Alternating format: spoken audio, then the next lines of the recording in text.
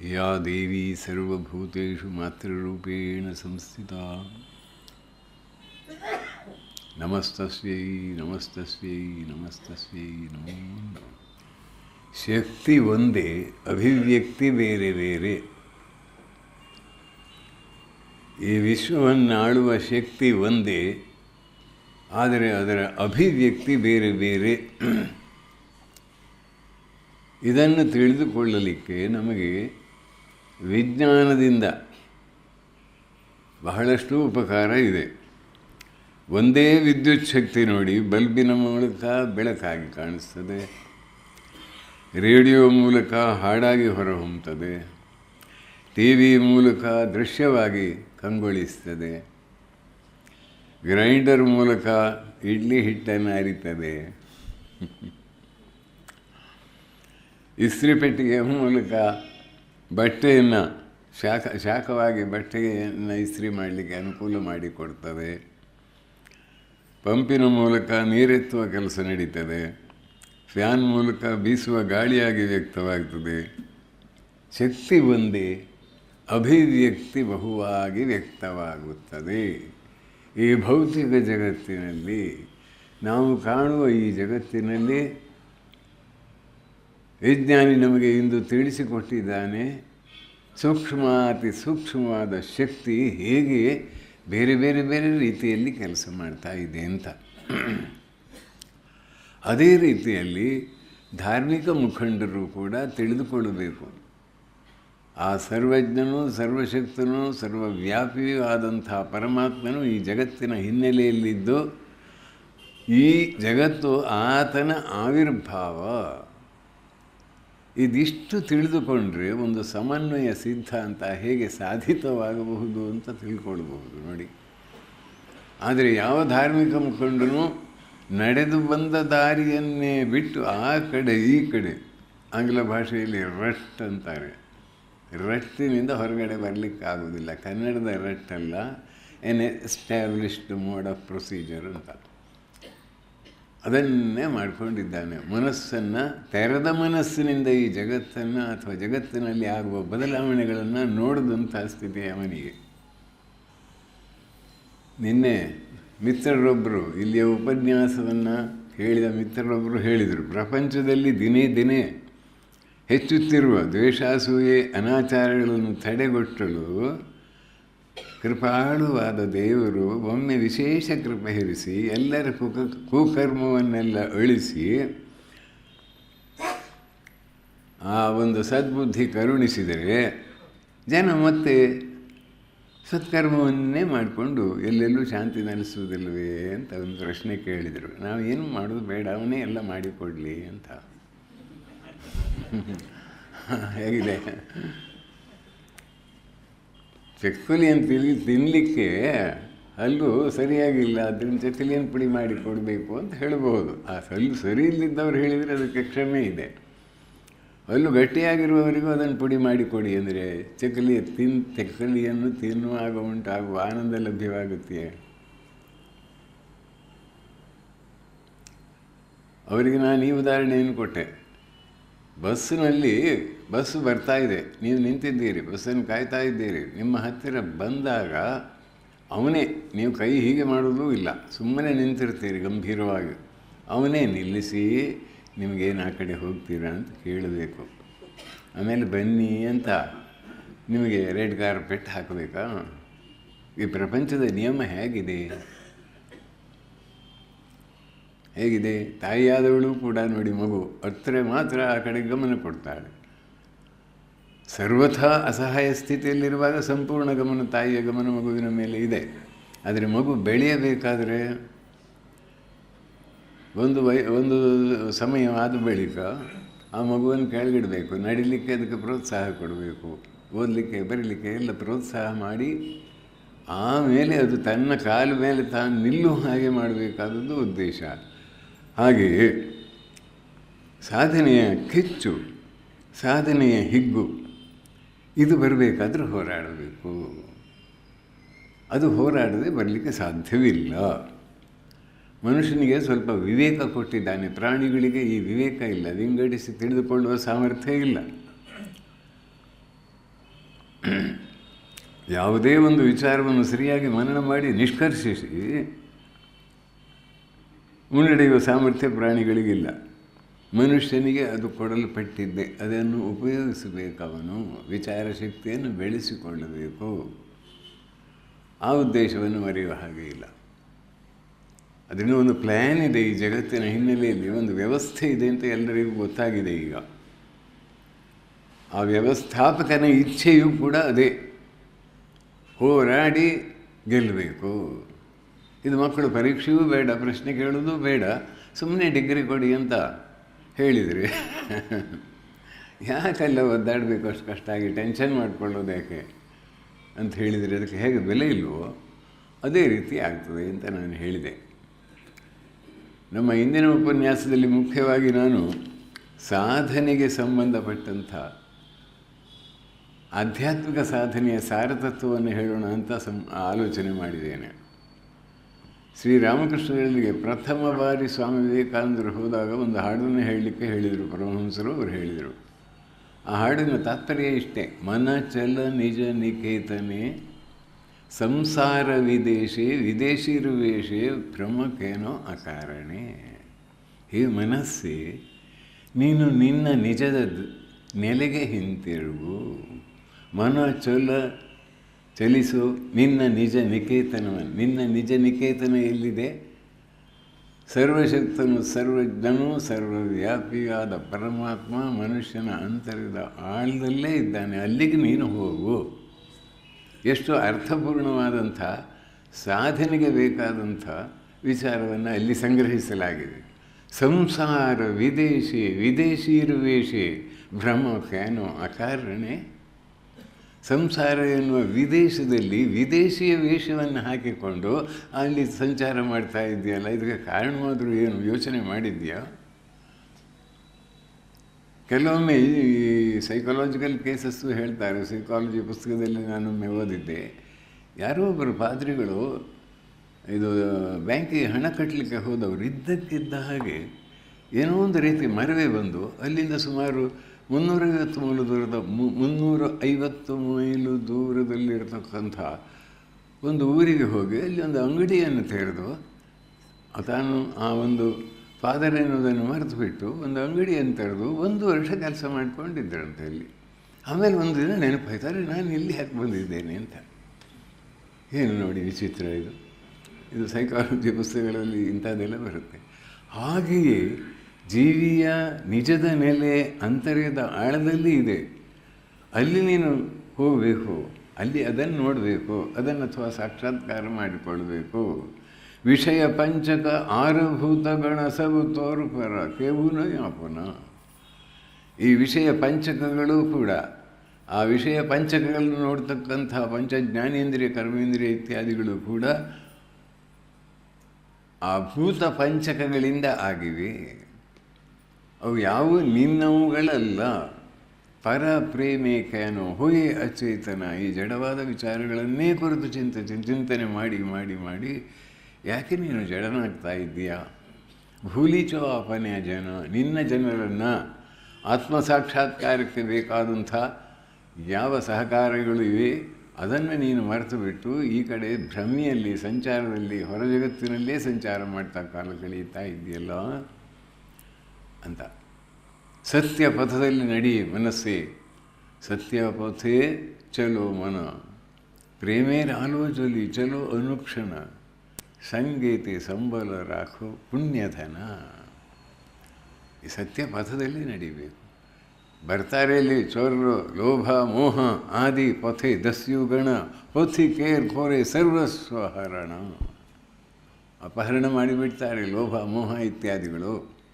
ಪರಮ ಜೊತನೆ ರಾಖೋರಿ ಪ್ರಹರಿ. ವಿಶೇಷ ಪ್ರಜ್ಞಾಪೂರ್ವಕವಾಗಿ ಎಚ್ಚರದಿಂದ ಜಾಗರೂಕನಾಗಿ ಇವರಿಂದ ದೂರ ಇರಲಿಕ್ಕೆ ಪ್ರಯತ್ನ ಮಾಡು. ಈ ಹಾಡನ್ನು ಅವರು ಹೇಳಿದಾಗ ಶ್ರೀರಾಮಕೃಷ್ಣರಿಗೆ ಸಮಾಧಿ ಆಯಿತು ಅಂತ ಅಲ್ಲಿ ವಿವರಣೆ ಇದೆ. ಆಮೇಲೆ ಹೇಳ್ತಾರೆ, ಎಲ್ಲಿ ಪಥದಲ್ಲಿ ಬಹಳ ತೊಂದರೆ ಆಯಿತು ಅಂತ ನಿನಗೆ ತೊಂದರೆ ಆಯಿತು ಕಂಡು ಬಂದರೆ ಏಕಪ್ರಕಾರವಾಗಿ ಭಗವಂತನ ನಾಮವನ್ನು ಉಚ್ಚರಿಸು. ಹಾಗೆ ಮಾಡಿದ್ದಾದಲ್ಲಿ ಆ ಲೋಭ ಮೋಹ ಇವುಗಳು ಎಲ್ಲ ಓಡಿ ಹೋಗ್ತವೆ. ಯಮನೂ ಕೂಡ ಆ ಭಗವಂತನ ನಾಮ ಎಲ್ಲಿ ನಡೀತದೋ ಅವನು ಹೆದರಿ ಹೋಗ್ತಾನೆ ಅಂತ ಆ ಒಂದು ಹಾಡಿನ ತಾತ್ಪರ್ಯ. ಹೀಗೆ ವ್ಯಕ್ತಿಯ ಜೀವನದಲ್ಲಿ ಆಧ್ಯಾತ್ಮಿಕ ಪಥದಲ್ಲಿ ಮುನ್ನಡೆಯತಕ್ಕ ವ್ಯಕ್ತಿಗೆ ಮುಖ್ಯವಾಗಿ ಬೇಕಾದದ್ದು ಮೊಟ್ಟ ಮೊದಲಿನ ಒಂದು ಅವಶ್ಯಕತೆ ಶ್ರದ್ಧೆ. ಆ ಶ್ರದ್ಧೆಯನ್ನು ಬೆಳೆಸಿಕೊಳ್ಳೋದು ಹೇಗೆ? ನನಗೊಬ್ಬರು ಪ್ರಶ್ನೆಯನ್ನು ಕೇಳಿದರು, ಆ ಶ್ರದ್ಧೆ ಹೇಗೆ ಬೆಳೆಸ್ಕೊಳ್ಳೋ ಸ್ವಾಮೀಜಿಯವರೇ ಅಂತ ಒಂದು ಕೇಳಿದ್ದಾರೆ.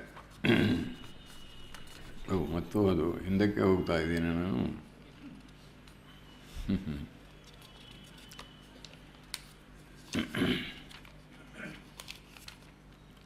ದೇವರಲ್ಲಿ ನಂಬಿಕೆ ಇರಬೇಕು ಎಂಬುದು ನನ್ನ ನಂಬಿಕೆ ಕೂಡ. ನಂಬಿಕೆ ಬೆಳೆಸಿಕೊಳ್ಳುವುದು ಹೇಗೆ ಎಂದು ಪ್ರಶ್ನೆ ಕೇಳಿಕೊಂಡರೆ ಅದಕ್ಕೆ ಉತ್ತರವೇ ತಿಳಿಯದಂತೆ ತೋರುತ್ತದೆ. ಏಕೆಂದರೆ ಎಷ್ಟೋ ಜನ ಏನೇನೋ ಹೇಳುತ್ತಾರೆ, ಎಷ್ಟೋ ರೀತಿಯಿಂದ ನಂಬಿಕೆ ಬರುವುದು ಎಂದು ಕೂಡ ಹೇಳುತ್ತಾರೆ. ಒಂದೊಂದು ಸಾರಿ ಅಂತಹ ಮಾತುಗಳನ್ನು ಕೇಳಿದರೂ ಒಂದು ತರಹದ ಸ್ಫೂರ್ತಿ. ಆದರೆ ಕೆಲವು ಕ್ಷಣ ಮಾತ್ರ ಇಂತಹ ನಂಬಿಕೆ ಇರುತ್ತದೆ. ಆದರೆ ಇದನ್ನು ಸ್ಥಿರಪಡಿಸಲು ಒಂದು ದಾರಿ ತಿಳಿಸಿ.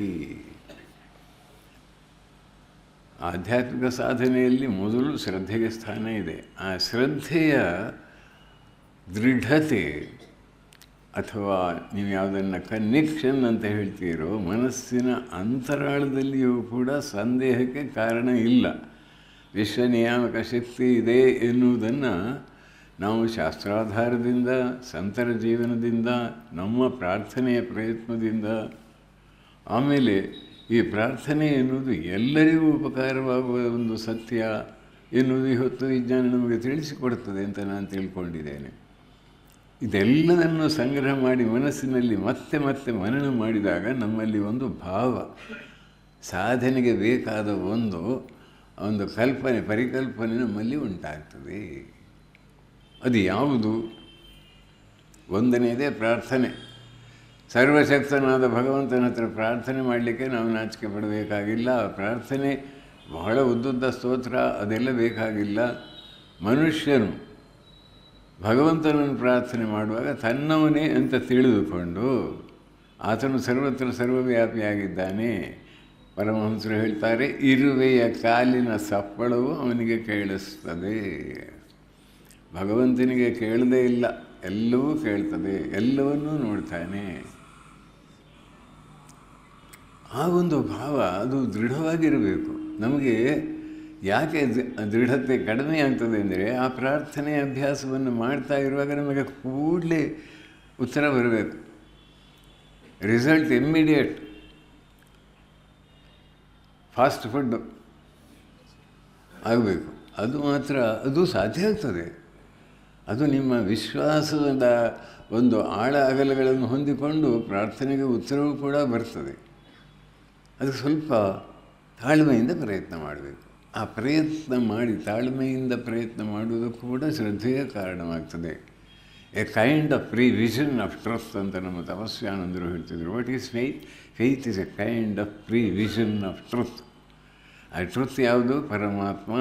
ಆ ಪರಮಾರ್ಥ ಪದದಲ್ಲಿ ನಡೆಯತಕ್ಕಂಥ ವಿಧಾನ, ಇವುಗಳ ಬಗ್ಗೆ ಒಂದು ಸ್ಪಷ್ಟ ಪರಿಕಲ್ಪನೆಯಾದಾಗ ಅದನ್ನು ಪಡೆಯುವ ವಿಧಾನ ತನ್ನಿಂದ ತಾನೇ ತೆರೆದುಕೊಳ್ತದೆ. ಮತ್ತು ಅದಕ್ಕೆ ಬೇಕಾದಷ್ಟು ತಾಳ್ಮೆ ಬೇಕೆಂಬುದನ್ನು ಮನನ ಮಾಡಿದಾಗ ಸಾಧನೆಯ ಪಥದಲ್ಲಿ ಮುನ್ನಡೆಯುವಾಗ ಕೆಲವು ಮೈಲಿಗಲ್ಲುಗಳು ಸಿಗುತ್ತವೆ.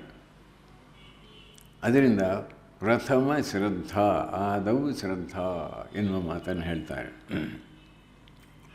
ಆಮೇಲೆ ಪಾಲಿಗೆ ಬಂದ ಕರ್ತವ್ಯವನ್ನು ಚೆನ್ನಾಗಿ ಮಾಡುವಂಥದ್ದು ಅತ್ಯಂತ ಪ್ರಾಮುಖ್ಯವಾದ ಒಂದು ವಿಷಯ. ಕರ್ತವ್ಯದ ಕಡೆಗೆ ಗಮನ ದಿನದಿಂದ ದಿನಕ್ಕೆ ಇಡೀ ರಾಷ್ಟ್ರದಲ್ಲಿಯೇ ಕಡಿಮೆ ಆಗ್ತಾ ಇದೆ ಅಂತ ಗೊತ್ತಾಗಿದೆ ಎಲ್ಲರಿಗೂ. ಒಂದು ಆಫೀಸಿಗೆ ಹೋಗುವಾಗಲೇ ಅರ್ಧ ಗಂಟೆ ಲೇಟ್ ಮಾಡ್ತಾನೆ. ಹೋದ ಕೂಡಲೇ ಮಿತ್ರರು ಹೇಳಿದ ಹಾಗೆ ಕೂಡಲೇ ಒಂದು ಟೆಲಿಫೋನ್ ತಗೊಳ್ತಾನೆ. ಅಲ್ಲಿ ಸಂಜೆ ಬರುವಾಗ ಇಂತಿಂಥ ಕಡೆಗೆ ಮಕ್ಕಳನ್ನೆಲ್ಲ ಕರೆದುಕೊಂಡು ಬನ್ನಿ, ಅಲ್ಲಿಂದ ಇದು ಮಾಡಿ ಅದು ಮಾಡಿ ಅಂತ ಇಲ್ಲಿ ಅವ್ರದ್ದು ಅರ್ಧ ಗಂಟೆ ವೈಯಕ್ತಿಕವಾದದ್ದು ಅಲ್ಲಿಯ ಕರ್ತವ್ಯ ಹೋಯಿತು. ಈ ಕರ್ತವ್ಯ ದೃಷ್ಟಿ ಇಡೀ ರಾಷ್ಟ್ರದಿಂದಲೇ ಮೆಲ್ಲನೆ ಮಾಯವಾಗ್ತದೋ ಏನೋ ಭಯವಾಗ್ತಾ ಇದೆ ನಮಗೆ. ಅದರಿಂದ ಆಧ್ಯಾತ್ಮಿಕ ಜೀವನದಲ್ಲಿ ಕರ್ತವ್ಯವನ್ನು ತನ್ನ ಪಾಲಿನ ಕರ್ತವ್ಯವನ್ನು ಸರಿಯಾಗಿ ಮಾಡದೇ ಇದ್ದರೆ ಮುನ್ನಡೆಯಲಿಕ್ಕೆ ಸಾಧ್ಯವೇ ಆಗುವುದಿಲ್ಲ. ಇಂಥದ್ದು ನೂರಾರು ತಪ್ಪುಗಳನ್ನು ಇಟ್ಕೊಂಡು ಒಂದು ಸ್ವಲ್ಪ ಪ್ರಾರ್ಥನೆ ಮಾಡಿದರೆ ಏನೂ ಆಗಲಿಲ್ಲ ಅಂದರೆ ಅರ್ಥ ಇಲ್ಲ. ಆ ಕರ್ತವ್ಯವನ್ನು ಮಾಡುವುದು, ಅದಕ್ಕೆ ಗಮನ ಕೊಡುವುದು, ಅಟೆಂಟಿವ್, ಅಲರ್ಟ್ನೆಸ್, ಎಚ್ಚರದಿಂದ ಅದನ್ನು ಮಾಡಬೇಕಾದದ್ದು ಅತ್ಯಂತ ಪ್ರಾಮುಖ್ಯ. ಆ ಬಳಿಕ ನಿಷ್ಕಾಮ ಕರ್ಮ ಮಾಡಿದ್ದಾದರೆ, ನಿಷ್ಕಾಮ ಕರ್ಮದ ಕಲೆಯನ್ನು ನಮಗೆ ಹಿಂದೆ ತಿಳಿಸಿಕೊಡ್ತಿದ್ದರು. ದೊಡ್ಡ ಕೂಡು ಕುಟುಂಬದಲ್ಲಿರುವಾಗ ಎಲ್ಲ ಗುರು ಹಿರಿಯರ ಸೇವೆ ಸ್ವಲ್ಪ ಮಾಡುವ ಅವಕಾಶ ಮಕ್ಕಳಿಗೆ ಪ್ರಾರಂಭದಿಂದಲೇ ಗೊತ್ತಾಗ್ತಾ ಇತ್ತು. ಈಗ ಆ ಪರಿಸ್ಥಿತಿ ಇಲ್ಲ. ಸಣ್ಣ ಪುಟ್ಟ ಕೆಲಸಗಳನ್ನು ಹಿರಿಯರಿಗೆ ಮಾಡಿಕೊಟ್ಟರೆ ಆ ಮಗುವಿಗೆ ಆ ಸೇವೆಯ ಮಹತ್ವ ಅರ್ಥವಾಗ್ತದೆ. ನಾನು ಶಿಲ್ಲಾಂಗ್ ಆಶ್ರಮದಲ್ಲಿದ್ದಾಗ ಒಬ್ಬಳು ಹುಡುಗಿ ಬಂದಳು, 12 ವರ್ಷ 11 ಏನೋ. ಸ್ವಾಮೀಜಿ, ನಾನು ಮನೆ ಬಿಟ್ಟು ಹೋಗ್ತೇನೆ ಅಂತ ಹೇಳಿದೆ. ಯಾಕೆ? ನನ್ನ ಮನೆಯಲ್ಲಿ ಎಲ್ಲರೂ ಬೈತಾರೆ. ಓಹೋ, ಹಾಗೆಲ್ಲ ಹೋಗಬಾರ್ದು, ಬೈದರೂ ಕೂಡ ತಂದೆ ತಾಯಿಗಳ ಜೊತೆಗೆ ಇರಬೇಕಮ್ಮ, ಹಾಗೆಲ್ಲ ಹೋಗಬಾರ್ದು. ನಿನಗೊಂದು ನಾನು ಉಪಾಯ ಹೇಳಿಕೊಡ್ತೇನೆ, ಮಾಡ್ತೀಯಾ ಅಂತ ಹೇಳಿದೆ. ಆಗ್ಬೋದು ಅಂತ ಹೇಳಿದೆ. 1 ವಾರ ನೀನು ಅವರ ಬೈಗಳನ್ನು ಸುಮ್ಮನೆ ಕೇಳಬೇಕು, 1 ವಾರ. ಅದಕ್ಕೇನು ಉತ್ತರ ಕೊಡಬಾರ್ದು ಅಥವಾ ಸಿಟ್ಟು ಮಾಡಿಕೊಳ್ಳಬಾರ್ದು. 1 ವಾರ ಯಾರ್ಯಾರು ಬೈತಾರೋ, ಯಾರು ಬೈತಾರೆ? ಅಪ್ಪ ಬೈತಾನೆ, ಅಮ್ಮ ಬೈತಾನೆ, ಅಕ್ಕ ಬೈತಾರೆ, ಅಣ್ಣ ಬೈತಾರೆ, ತಮ್ಮ ಬೈತಾರೆ, ತಂಗಿ ಬೈತಾರೆ, ಎಲ್ಲ ಬೈತಾರೆ. ಹೌದಾ? ಆ 1 ವಾರದ ದಿನ ತಡೆದುಕೊಂಡು ಪ್ರತಿಯೊಬ್ಬರಿಗೂ ಕೂಡ ಒಂದು ಸಣ್ಣ ಪುಟ್ಟ ಸೇವೆ ಮಾಡಬೇಕು. ಸೇವೆ ಅಂದರೆ ತಂದೆದು ಆ ಟಾರ್ಚ್ ಎಲ್ಲೋ ಕಳೆದು ಹೋಗಿತ್ತು, ಅದನ್ನು ತಂದು ಅಲ್ಲಿ ಇಟ್ಬಿಡೋದು, ಅಣ್ಣನಿಗೆ ಪೆನ್ಸಿಲು ಅಲ್ಲಿ ಕೊಡೋದು, ತಾಯಿಗೆ ಒಂದು ಸ್ವಲ್ಪ ನೀರು ತಂದು ಕೊಡೋದು, ಯಾವುದೋ ಸಂದರ್ಭದಲ್ಲಿ ಅವರಿಗೆ ಏನು ಬೇಕಾಗ್ತದೆ ಅಂತ ತಿಳಿದು ಸಣ್ಣ ಕೆಲಸ ಮಾಡೋದು. 1 ವಾರ ಅವರು ಬೈದರೆ ಸುಮ್ಮನೆ ಇರೋದು. ಆಮೇಲೆ ಬಂದು ಹೇಳುವ ನೋಡೋಣ ಅಂದೆ. ಆಮೇಲೆ ಬಂದು ನಗ್ತಾಳೆ. ಆಮೇಲೆ ಏನಾಯಿತು, ಈಗ ಎಲ್ಲ ಸರಿಯಾಗಿದೆ ಅಂತ. ಸೇವೆ ಈಗ ಎಲ್ಲ ಸರಿಯಾಗಿ, ಸೇವೆ, ಸಣ್ಣ ಸಣ್ಣ ಸೇವೆ. ಇದು ಬಾಲ್ಯದಿಂದ ಮಕ್ಕಳಿಗೆ ಬಂದರೆ ಎಷ್ಟು ಅದ್ಭುತವಾಗ್ತದೆ. ಸೇವಾಧರ್ಮ ಆ ಭಾವನೆ ಮರೆತು ಹೋಗ್ತದೆ. ನಾವು ಮಾಡುವ ಕೆಲಸವು ಒಂದು ಸೇವೆ ಎನ್ನುವ ಭಾವನೆ ಇವತ್ತು ನಮ್ಮ ಸಮಾಜದಿಂದ ದೂರವಾಗ್ತಾ ಇದೆ. ಆಧ್ಯಾತ್ಮಿಕ ಜೀವಿಗಂತೂ ಈ ಸೇವಾ ಭಾವ ಇಲ್ಲದಿದ್ದರೆ ಅವನಿಗೆ ಮುಂದರಿಲಿಕ್ಕೆ ಸಾಧ್ಯವಾಗುವುದಿಲ್ಲ. ಪ್ರಾರ್ಥನೆಯ ಜೊತೆಗೆ ಪಾಲಿಗೆ ಬಂದ ಸಣ್ಣ ಕೆಲಸವನ್ನು ನಿರ್ಲಕ್ಷ್ಯ ಮಾಡದೆ ಪೂರ್ಣ ಮನಸ್ಸಿನಿಂದ ಮಾಡಿದಾಗಲೂ, ಫಲಾಕಾಂಕ್ಷೆ ತ್ಯಜಿಸಿ ಮಾಡಿದಾಗಲೂ ಫಲ ದೊರೆಯುವುದು, ಶ್ರದ್ಧೆ ವೃದ್ಧಿಯಾಗುತ್ತದೆ. ಒಂದು ಪ್ರಾರ್ಥನೆ ಓರಲ್, ಹೇ ಪರಮಾತ್ಮ, ಸರ್ವಶಕ್ತನಾದ ನೀನು ಎಲ್ಲ ಕಡೆಯಲ್ಲಿ ಇದ್ದೆ ಅಂತ ಕೇಳಿದ್ದಾಯಿತು. 1000 ಸಲ ಈ ಮಾತನ್ನು ಕೇಳಿದ್ದೇನೆ. ನನಗೆ ಸ್ವಲ್ಪ ಶ್ರದ್ಧೆ ಬೇಕು, ಶ್ರದ್ಧೆ ಕೊಡು. ಆಮೇಲೆ ನಿಷ್ಠೆಯನ್ನು ಕೊಡು. ಸಜ್ಜನರ ಸಹವಾಸವನ್ನು, ನಿನ್ನ ಪೂರ್ಣ ಕೃಪೆಯನ್ನು ಪಡೆದ ಮಹಾತ್ಮರ ಒಂದು ಸತ್ಸಂಗ ಸ್ವಲ್ಪವಾದರೂ ನನಗೆ ಲಭ್ಯ ಮಾಡು. ಹೀಗೆ ನೇರವಾಗಿಯೇ ಪ್ರಾರ್ಥಿಸುವುದು ಒಂದು ಕ್ರಮ. ಆಮೇಲೆ ಮಾಡುವ ಕೆಲಸವನ್ನು ಶ್ರದ್ಧೆಯಿಂದ ಪೂರ್ಣ ಮನಸ್ಸಿನಿಂದ ಮಾಡುವುದು ಇನ್ನೊಂದು ಕ್ರಮ. ಆಮೇಲೆ ದೇವರ ನಾಮದಲ್ಲಿ ಅಪಾರವಾದ ಶಕ್ತಿ ಇದೆ ಅಂತ ಎಲ್ಲ ಸಂತ ಮಹಾತ್ಮರು ಹೇಳ್ತಾರೆ.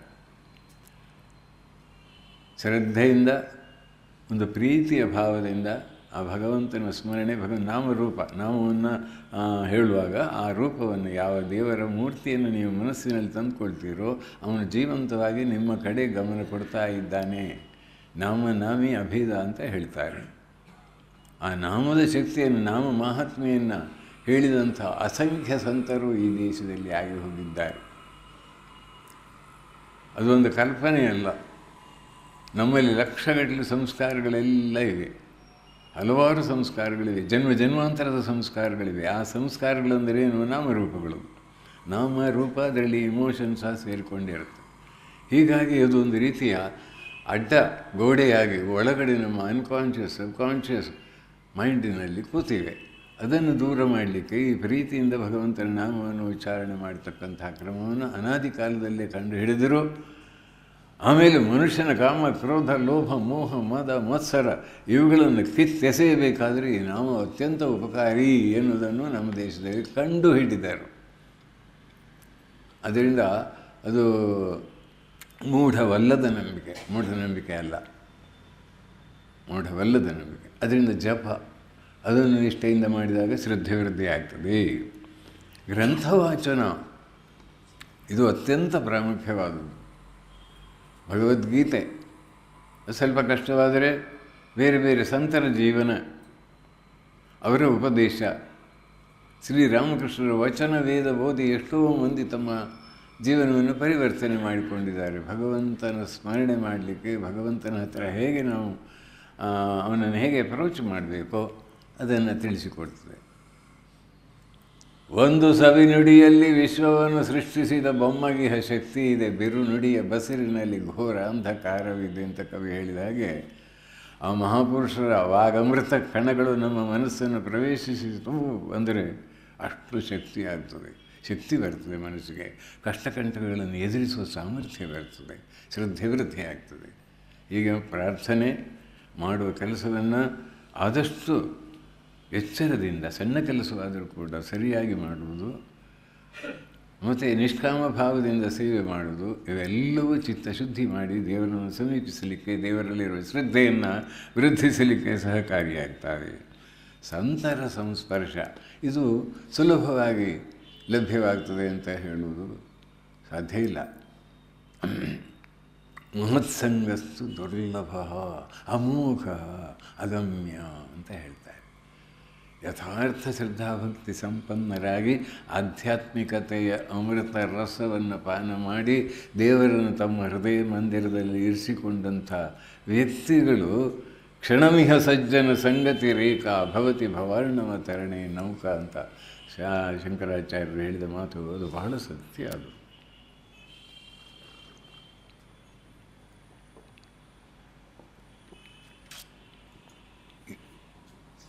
ಈ ಜಗತ್ತಿನಲ್ಲಿ ಸಜ್ಜನರ ಸಂಘ ಒಂದು ಕ್ಷಣಕಾಲವಾದರೂ ಕೂಡ ಕ್ಷಣಮಿಹ ಸಜ್ಜನ ಸಂಗತಿ ರೇಖಾ, ಅದು ಒಂದೇ. ಭವತಿ ಭವಾರ್ಣವ ತರಣಿ ನೌಕಾ, ಈ ಸಂಸಾರ ಸಾಗರವನ್ನು ದಾಟುವುದರಲ್ಲಿ ಅದು ನೌಕೆಯಾಗುತ್ತದೆ ಅಂತ ಹೇಳ್ತಾರೆ. ಇದು ಪ್ರಾರ್ಥನೆ ಮಾಡಬೇಕು.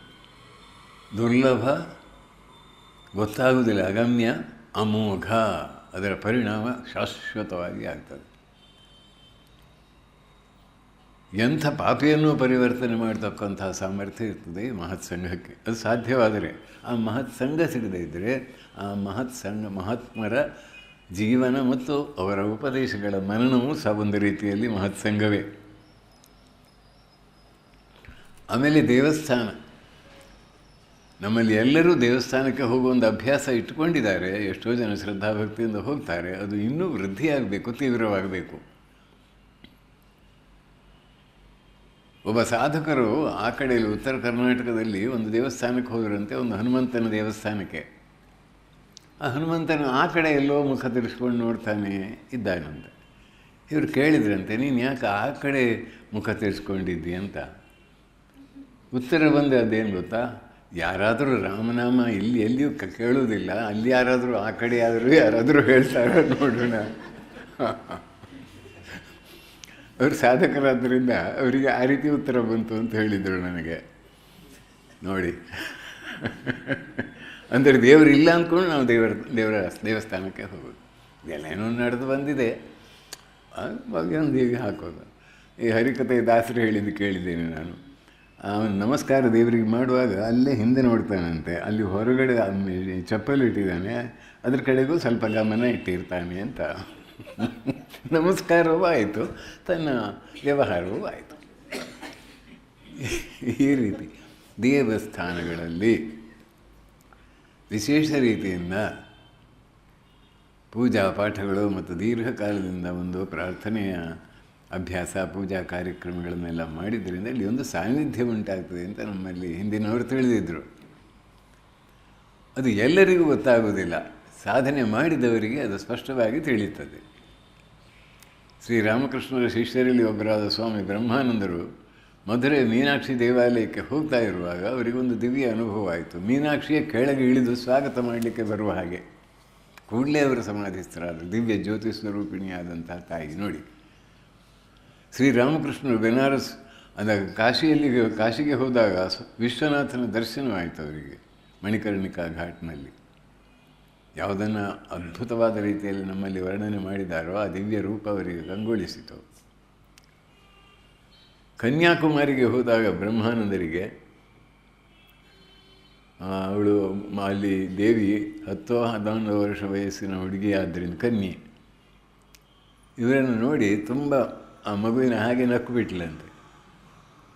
ಅಲ್ಲೇ ಅವರು ಸಮಾಧಿಸ್ಥರಾದರೆ ಭಾವಸಮಾಧಿ ಅವಸ್ಥೆಗೆ ಹೋದರು. ಆಮೇಲೆ ಅವರ ಸೇವಕ ಒಬ್ಬ ಇದ್ದ, ಅವನಿಗೆ ಚೆನ್ನಾಗಿ ನಕ್ಕು ಬಿಡೋಣ ಅಂತ ಭಾವನೆ ಬರ್ತಾ ಇದೆ ಅಂತ ಒಳಗಡೆಯಿಂದ, ವೈಬ್ರೇಷನ್ಸ್ ನೋಡಿ.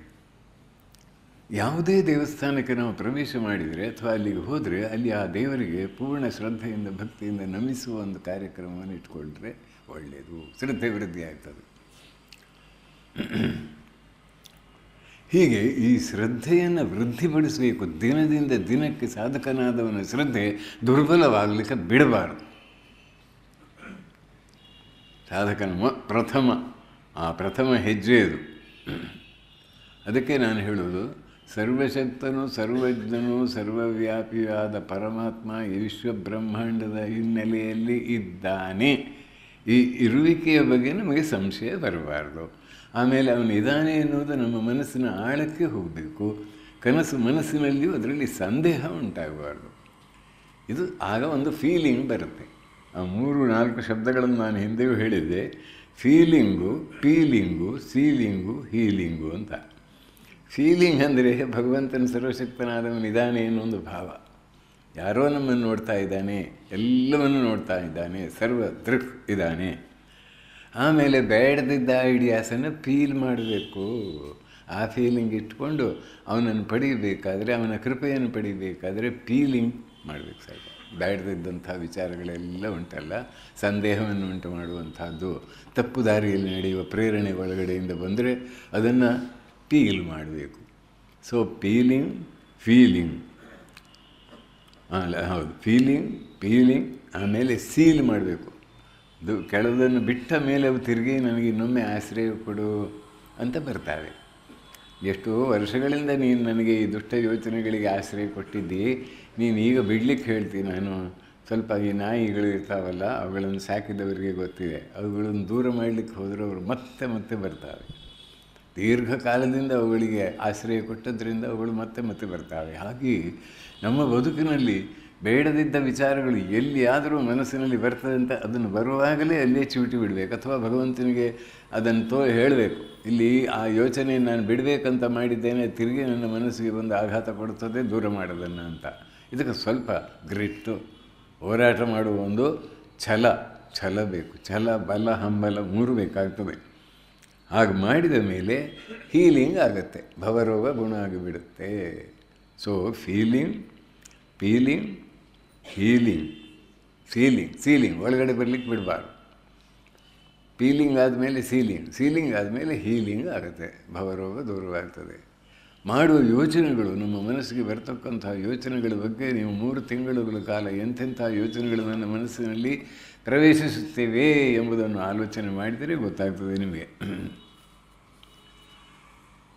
ನನ್ನ ಒಬ್ಬ ಅಥಾರಿಟಿ ಹೇಳ್ತಾನೆ, ಮುಂದಿನ ಜನ್ಮದ ನಿಮ್ಮ ಜೀವನ ಹೇಗೆ ಆಗುತ್ತದೆ ಎಂಬುದನ್ನು ಇಂದು ಈ 3 ತಿಂಗಳುಗಳ ಕಾಲ ದಿನಕ್ಕೆ 5 ಬಾರಿ ಎಂಥೆಂಥ ಯೋಚನೆಗಳು ನಿಮ್ಮಲ್ಲಿ ಬರುತ್ತಿವೆ ಎಂಬುದನ್ನು ಪರಿಶೀಲಿಸಿದರೆ ಅದು ನಿಮ್ಮ ಮುಂದಿನ ಜೀವನವನ್ನು ರೂಪಿಸ್ತದೆ. ಸೂಕ್ಷ್ಮವಾದ ಯೋಚನೆಗಳು ಸುಮ್ಮನೆ ಅಲ್ಲ, ಅವುಗಳು ತರಂಗಗಳು. ಅವುಗಳು ಮನಸ್ಸಿನಲ್ಲಿ ಮೂಡಿ ಮಾಯವಾಗುವ ಒಂದು ತೆರೆಗಳ ಹಾಗೆ, ಸರೋವರದಲ್ಲಿ ತೆರೆಗಳ ಹಾಗೆ ಅಲ್ಲ, ಅವುಗಳು ಒಳಗಡೆ ಹೋಗ್ತವೆ. ಅದರಿಂದ ಎಂಥೆಂಥ ಯೋಚನೆಗಳನ್ನು ನಾವು ಸಂಗ್ರಹಿಸ್ತೇವೆ, ಇದರ ಬಗ್ಗೆ ಜಾಗರೂಕರಾಗಿರಬೇಕು. ಆ ಬಳಿಕ ಪ್ರತಿಯೊಬ್ಬ ಸಾಧಕನ ಜೀವನದಲ್ಲಿ ಆಗಲಿ, ಸಾಮಾನ್ಯನ ಜೀವನದಲ್ಲಿ ಆಗಲಿ, ಶ್ರದ್ಧೆ ಇರಲಿ ಬಿಡಲಿ, ಪ್ರತಿಯೊಬ್ಬನೂ ಕಷ್ಟಕಂಟಕಗಳನ್ನು ಎದುರಿಸಬೇಕಾಗ್ತದೆ ಜೀವನದಲ್ಲಿ. ಈ ಕಷ್ಟಕಂಟಕಗಳ ಮೂಲ ಎಲ್ಲಿ ಎನ್ನುವುದರ ಬಗ್ಗೆ ನಮಗೊಂದು ಸ್ಪಷ್ಟ ತಿಳುವಳಿಕೆ ಇದ್ದರೆ ಬಹಳ ಒಳ್ಳೆಯದು. ಯಾಕಂದರೆ ದೇವರನ್ನು ನೆಚ್ಚಿ ಸಾಧಕನಾದಂತಹ ಸಾಧಕನು ಸಾಧನೆ ಮಾಡುವಾಗ ನಾನಾ ರೀತಿಯ ವಿಘ್ನಗಳನ್ನು ಎದುರಿಸಬೇಕಾಗ್ತದೆ. 85% ಈ ಸಾಧನೆಯ ಪಥದಲ್ಲಿ ಬರುವವರು ಮಧ್ಯದಲ್ಲಿ ಕೈಕಾಲು ಬಿಟ್ಟುಬಿಡ್ತಾರೆ. ಒಂದು 10-15 ಜನ ನಿಷ್ಠೆಯಿಂದ ಸಾಧನೆ ಮಾಡಿ ಮುಂದರಿತಾರೆ. ಅಲ್ಲಿ ಕೆಲವರು ಹೆಚ್ಚು ಕಡಿಮೆ ಆಗೋದು ಉಂಟು, ಮೆಂಟಲ್ ಡಿಸ್ಟ್ರೆಸ್ ಆಗಿಬಿಡೋದು, ಡಿಪ್ರೆಷನ್ ಆಗೋದು ಇತ್ಯಾದಿ. ಅದು ಎಕ್ಸೆಪ್ಷನಲ್. ಒಂದು 4-5 ಜನ ಸತ್ಯವನ್ನು ತಿಳಿಯಲಿಕ್ಕೆ ಸಮರ್ಥರಾಗ್ತಾರೆ ಅಂತ ವಿವೇಕಾನಂದರು ಹೇಳಿದರು. ನಾವು 4-5 ಜನರಲ್ಲಿ ಒಬ್ಬರಾಗಬೇಕೆ ಹೊರತು ಉಳಿದ ಜನರಲ್ಲಿ ಒಬ್ಬರಾಗಲಿಕ್ಕೆ ಪ್ರಯತ್ನ ಮಾಡಬಾರ್ದು. ಅದರಿಂದ ಕಷ್ಟ ಕಂಟಕ ಬಂದಾಗ ಅದನ್ನು ಎದುರಿಸುವುದು ಹೇಗೆ ಅಂದರೆ ಒಂದು ನಿಯಮ ಇದೆ ಈ ಜಗತ್ತಿನಲ್ಲಿ ಅಂತ ನಾವು ಮೊದಲು ತಿಳ್ಕೊಳ್ಬೇಕು. ಮಾಡಿದ್ದುಣ್ಣೋ ಮಹಾರಾಯ, ಉಪ್ಪು ತಿಂದವನು ನೀರು ಕುಡಿಲೇಬೇಕಾಗ್ತದೆ. ಅದರಿಂದ ಯಾವುದೋ ಕಷ್ಟಕಂಟಕ ಬಂದರೆ ಅದನ್ನು ಎದುರಿಸಲಿಕ್ಕೆ ನಾವು ಮನಸ್ಸಿಗೆ ಧೈರ್ಯವಾಗಿ ಹೇಳಬೇಕು, ಇದು ಬರಲಿ, ನಾನು ಅದನ್ನು ಎದುರಿಸ್ತೇನೆ ಅಂತ. ಎಷ್ಟೇ ಕಷ್ಟಪಟ್ಟಾದರೂ ಕೂಡ ಅಕ್ಷರ ಕಲಿತ ಮೇಲೆ ಓದನ್ನು ಮುಂದುವರಿಸುವ ಹಾಗೆ, ಪರೀಕ್ಷೆಯಲ್ಲಿ ಉತ್ತೀರ್ಣನಾದ ಮೇಲೆ ಪದವಿ ದೊರೆಯುವಂತೆ. ನಮ್ಮ ಸತ್ವ ಪರೀಕ್ಷೆಯಿಂದೇ ಬರುತ್ತವೆ ಕಷ್ಟಕಂಟಗಳು, ಜೀವನದ ಕಷ್ಟ ನಷ್ಟಗಳು. ನೀನು ಅವುಗಳನ್ನು ಶ್ರದ್ಧೆ, ಭಕ್ತಿ, ಪ್ರಾರ್ಥನೆಯಿಂದ ಎಳ್ಳಷ್ಟು ಕಂಗೆಡದೆ ಎದುರಿಸಿದ್ದಾದರೆ ಭಗವತ್ಕೃಪೆ ಖಂಡಿತ ಲಭ್ಯವಾಗುತ್ತದೆ. ಈ ಭಾವ. ಅದಕ್ಕೆ ಸ್ವಾಮೀಜಿ ಹೇಳ್ತಾರೆ, stop not till the goal is reached. Stop not. ಎಲ್ಲ ಕೈಕಾಲು ಬಿಡ್ತಾರೆ. ಆ ಶ್ರದ್ಧೆ ದೃಢವಾಗಿದ್ದರೆ ಮಾತ್ರ ಬಿಡೋದಿಲ್ಲ.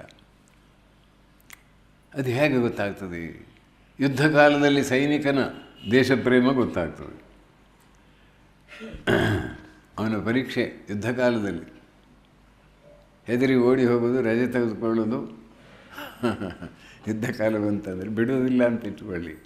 ಹಾಗಾದರೆ ಹಾಗೆ ಕಷ್ಟ ಬಂದಾಗ ಸಾಧಕನಾದ ನಿನ್ನ ಇಷ್ಟಪ್ರೇಮದ ಪರೀಕ್ಷೆಯಾಗುತ್ತಿದೆ ಅಂತ ತಿಳ್ಕೊಂಡು ಪರೀಕ್ಷೆಗೆ ಹೆದರಿ ಓಡಿ ಹೋಗ್ತೀಯ. ಪರೀಕ್ಷೆ ಎದುರಿಸಿ ಒಂದು ಸಲ ಫೇಲ್ ಆದರೂ ಇಟ್ಟಿಲ್ಲ, ಇನ್ನೊಮ್ಮೆ ಕೂತು ಪಾಸ್ ಆಗ್ತೀಯ. ಸೆಪ್ಟೆಂಬರ್ದಲ್ಲಿ ಕೂತರೂ ಪರವಾಗಿಲ್ಲ, ಮಾರ್ಚ್ನಲ್ಲೇ ಆಗದೇ ಇದ್ದರೆ. ತಾಯಿಯಾದವಳು ಮುದ್ದು ಕಂದನಿಗಾಗಿ ಹೆರಿಗೆಯ ನೋವನ್ನು, ಎಂಥ ನೋವನ್ನು ನಗುನಗುತ್ತಲೇ ಎದುರಿಸ್ತಾಳೆ. ಅದೇ ರೀತಿ ಅತ್ಯಂತ ದುರ್ಲಭವಾದ ಭಗವತ್ ಕೃಪೆಯ ದಿವ್ಯಾನುಭವಕ್ಕಾಗಿ ಸಾಧಕನಾದ ನೀನು ಸಿದ್ಧನಾಗಿದ್ದೀಯಾ? ತಾಳ್ಮೆಯಿಂದ ಬಾಳಿನ ಕಷ್ಟಕಂಟಗಳನ್ನು ಎದುರಿಸಲಿಕ್ಕೆ ಸಿದ್ಧತೆ ಮಾಡಿಕೊಂಡಿದ್ದೀಯೋ? ದೃಢ ಪ್ರತಿಜ್ಞೆ ಮಾಡಿದ್ದೀಯೋ?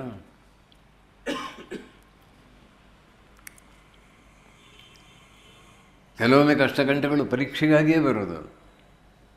ಅಲ್ಲಿ ಪರೀಕ್ಷೆ ಮಾಡುವವರು ಯಾರೋ ಇದ್ದಾರೆ ಅಂತ ನಿಮಗೆ ಗೊತ್ತಾಗದೇ ಇರುವುದರಿಂದ, ನಿಮ್ಮ ಶ್ರದ್ಧೆಯ ಅಭಾವವಾಗಿರೋದ್ರಿಂದ ದೇವರನ್ನೇ ನೀವು ನಿಂದಿಸಲಿಕ್ಕೆ ಪ್ರಾರಂಭ ಮಾಡ್ತೀರಿ. ಒಂದು ವೇಳೆ ನೀವು ಎಣಿಸಿದಂತೆ ಆಗದೇ ಇದ್ದರೂ ಕೂಡ ಪದ ಕುಸಿಯೇ ನೆಲವಿಹುದು ಮಂಕುತಿಮ್ಮ ಅಂತ ಹೇಳಿದ ಹಾಗೆ, ಪದ ಕುಸಿದು ಹೋದರೆ ನೆಲ ಉಂಟು, ಏನು ಹೆದರೋದು ಬೇಡ. ಎಂಥ ಕಷ್ಟಕಂಟಗಳ ಪರಂಪರೆ ಬಂದರೂ ಕೂಡ, ದೇಹ ಬಿದ್ದು ಹೋದರೂ ಕೂಡ ಯಾರೋ ಮತ್ತೂ ವ್ಯವಸ್ಥೆ, ನಿಮ್ಮ ಪ್ರಾರ್ಥನೆ ನಾಶವಾಗುವುದಿಲ್ಲ, ಹಾಳಾಗುವುದಿಲ್ಲ. ಈ ದೂರದೃಷ್ಟಿ ನಮಗಿದ್ದರೆ ನಾವು ಹೆದರೋದಿಲ್ಲ, ಸಣ್ಣ ಪುಟ್ಟ ಕಷ್ಟಕಂಟಕಗಳಿಗೆ ಹೆದರೋದಿಲ್ಲ. ಈ ಒಂದು ಧಾರ್ಮಿಕ ಧರ್ಮ, ದೇವರಲ್ಲಿರುವ ವಿಶ್ವಾಸ ಎಂಥ ಅದ್ಭುತವಾದ ಕೆಲಸವನ್ನು ಮಾಡ್ತದೆ ಆಲೋಚನೆ ಮಾಡಿ. ಮುಂಬರುವ ಪರೀಕ್ಷೆಗಾಗಿ ವಿದ್ಯಾರ್ಥಿಗೆ ಓದಲು ರಜೆ ಕೊಟ್ಟಂತೆ ಬಾಳಿನ ಭವ್ಯ ಭವಿಷ್ಯತ್ತಿಗಾಗಿ ಮನಸ್ಸಿನ ಉದ್ವೇಗಕ್ಕೆ ಕಡಿವಾಣ ಹಾಕಿ ಮನಶ್ಚಾಂಚಲ್ಯವನ್ನು ನಿವಾರಿಸಿ ಧ್ಯಾನಾಸಕ್ತಿ ಹೆಚ್ಚಿಸಲು ವರವಾಗಿ ಬರುತ್ತವೆ ಈ ಕಷ್ಟಗಳು. ಹಾಗೆ ಆ ಕಷ್ಟದ ಕಡೆಗೆ ನಮ್ಮ ಗಮನ ಹೇಗೆ, ಅದು ಪ್ರಾಮುಖ್ಯ. ಯಾಕಂದರೆ ಕಷ್ಟ ಬಂದ ಕೂಡಲೇ ಮನುಷ್ಯನಿಗೆ ತಡಲಿಕ್ಕೆ ಆಗೋದಿಲ್ಲ. ದೇವರೇ ಸರಿ ಮಾಡಿಕೊಡು ಅನ್ನೋದು, ದೇವರು ಸರಿ ಮಾಡಿಕೊಡೋದು ಕೂಡಲೇ ಬೈಯೋದಷ್ಟೇ. ಶ್ರದ್ಧೆ ಇಲ್ಲ, ಯಾಕೆ ಬಂತಂತ ಗೊತ್ತಾಗೋದಿಲ್ಲ. ಅದರಿಂದ ಈ ಗುಣಗಳು ಆಧ್ಯಾತ್ಮಿಕ ಸಾಧಕನಲ್ಲಿ ಬರಬೇಕು. ಒಂದು ಸಹನೆ, ತಾಳ್ಮೆ, ಇನ್ನೊಂದು ಸಮಾಧಾನ. ಎಂಥ ಪರಿಸ್ಥಿತಿಯಲ್ಲಿಯೂ ಕೂಡ ಗಲಿಬಿಲಿಗೊಳ್ಳದ ಮಾನಸಿಕ ಸ್ಥಿತಿಯನ್ನು ಸಂಪಾದಿಸಿಕೊಳ್ಳಬೇಕು. ಸ್ನೇಹಶೀಲತೆ, ಪರೋಪಕಾರ, ಆಮೇಲೆ ಹೊಂದಿ ಬಾಳುವುದು, ಕರ್ತವ್ಯಪರತೆ, ವಿಶಾಲ ಮನೋಭಾವ, ಈ ಎಲ್ಲ ಗುಣಗಳು ಸ್ವಾಭಾವಿಕವಾಗಿ ನಮಗೆ ಉಂಟಾಗುವುದಕ್ಕೆ ಏನಾಗುತ್ತೆ, ಈ ಕಷ್ಟಕಂಟಗಳು ಬರ್ತವೆ. ಅದು ಮರ್ತ್ಯ ಲೋಕವೆಂಬುದು ಕರ್ತಾರನ ಕಮ್ಮಟವಯ್ಯ, ಇಲ್ಲಿ ಸಲ್ಲುವರು ಅಲ್ಲಿ ಸಲ್ಲುವರಯ್ಯ ಅನ್ನೋ ಒಂದು ಮಾತು ಎಷ್ಟು ಸಮಂಜಸವಾಗಿದೆ ನೋಡಿ. ಈ ಒಂದು ಸ್ಕೀಮಿನಿಂದ, ವಿಶಾಲವಾದ ದೃಷ್ಟಿಯಿಂದ ಈ ಜಗತ್ತು, ಜಗನ್ಯಾಮಕ, ಜೀವಿಗಳ ಗಮನ ಆಗಮನ, ಇದನ್ನೆಲ್ಲ ಆಲೋಚನೆ ಮಾಡಿ ಈ ಹಿನ್ನೆಲೆಯಿಂದ a philosophy to live by ಇದನ್ನು ಸ್ಪಷ್ಟವಾಗಿ ತಿಳಿದುಕೊಂಡು ಜೀವ ಜಗತ್ತು ಜಗನ್ನಿಯಾಮಕನ ಬಗ್ಗೆ ಸ್ಪಷ್ಟವಾಗಿ ತಿಳಿದುಕೊಂಡು ಜೀವಿಯ ಉದ್ದೇಶ, ಜೀವನದ ಉದ್ದೇಶ, ಅರ್ಥವನ್ನು ಇದನ್ನು ತಿಳಿದುಕೊಂಡು ಶಾಸ್ತ್ರಾಧಾರದಿಂದ, ಆಮೇಲೆ ಅನುಭೂತಿಯನ್ನು ಪಡೆದ ಮಹಾತ್ಮರ ವಾಕ್ಯಗಳಿಂದ ನಮ್ಮ ಬುದ್ಧಿ ಉಪಯೋಗಿಸಿ ತಿಳಿದುಕೊಂಡು ಪ್ರಯತ್ನ ಮಾಡಿದಾಗ ನಮಗೆ ಗೊತ್ತಾಗುವಂಥ ವಿಚಾರ. ಈ ಸದ್ಗುಣಗಳನ್ನು ಆರ್ಜಿಸದೆ ಭಗವಂತನ ಪೂರ್ಣ ಕೃಪೆಯನ್ನು ಪಡೆಯಲಿಕ್ಕಾಗುವುದಿಲ್ಲ. ಈ ಸದ್ಗುಣಗಳು ಬರಬೇಕಾದ್ರೆ ನಾನಾ ರೀತಿಯ ಎಕ್ಸ್ಪೀರಿಯನ್ಸಸ್ ಆಗದೆ ಆಗೋದಿಲ್ಲೋ. 4 ಜನರೊಡನೆ ಕೂಡಿ ಬಾಳುವಾಗ ನೀವು ಖುಷಿ ಬಂದಂತೆ, ಮನ ಬಂದಂತೆ ನಿಮ್ಮ ಮೂಗಿಗೆ ನೇರವಾಗಿ ವರ್ತಿಸಲಿಕ್ಕಾಗುವುದಿಲ್ಲ. ಎಲ್ಲರ ಸಹಕಾರದಿಂದ ಇರಬೇಕಾದ್ರೆ ಸಹನೆಯ ಪಾಠ ಕಲಿಬೇಕು. ಇನ್ನೊಬ್ಬರು ಒಂದು ಸ್ವಲ್ಪ ಹೆಚ್ಚು ಕಡಿಮೆ ಮಾತಾಡಿದ ಕೂಡಲೇ ಅಲ್ಲೇ ಕುಸಿದು ಬೀಳೋದಲ್ಲ, ಅಥವಾ ಅವರ ಮೇಲೆ ಅವರನ್ನು ಒದಿಲಿಕ್ಕೆ ಹೋಗೋದಲ್ಲ. ಕೂಡಲೇ ಸ್ವಲ್ಪ ಶಾಂತ ಭಾವವನ್ನು ಉಳಿಸಿಕೊಳ್ಬೇಕು.